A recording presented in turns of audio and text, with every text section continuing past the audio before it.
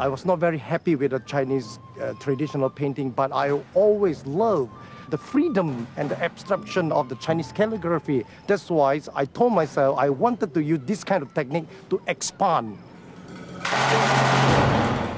In 1970, on my way home from Kuala Lumpur, I met a Scottish soldier in the train.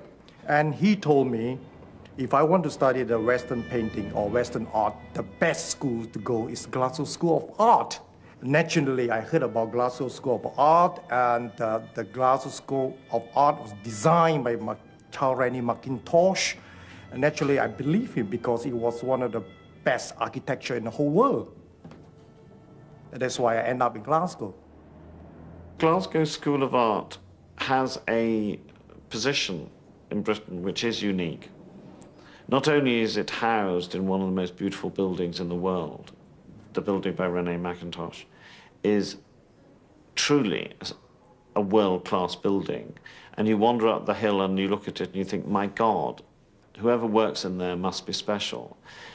And by coincidence, a lot of the artists who have come from the Glasgow School of Art have been very fine artists.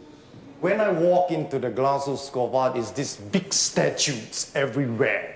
And then the big space and big window and sort of dark, mysterious feeling. And then it was gray, autumn, wet. And it was like the monsoon, in a temple in the monsoon. And then it was great to me.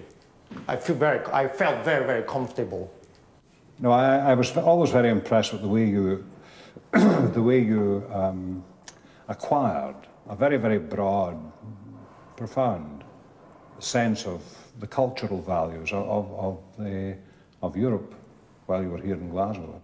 I remember when Mr. John Cunningham spoke to me, I always stood up quick and straight in order to show my respect to him, you see. Then each time I stood up, he looked at me, big smile, and asked me to sit down, you see. Then I told myself, oh, things are very much different here.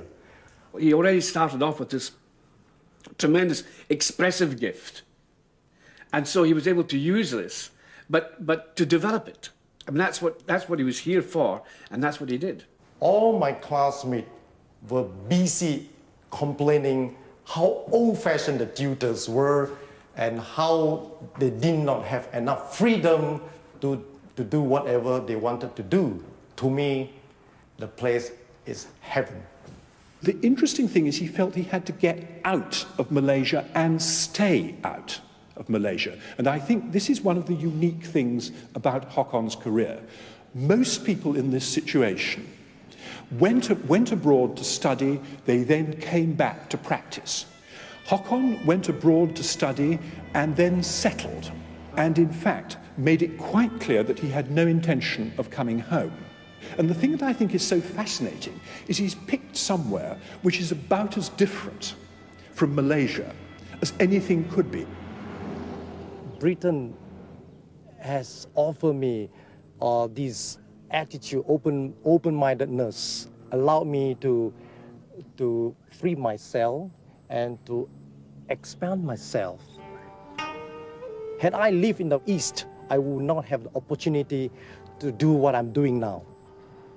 不过我看他有一点像外国人了，不过他我看我自己想我是他是中国人了，他都想啊，有点想外国人的头讲话这样的意思这样了。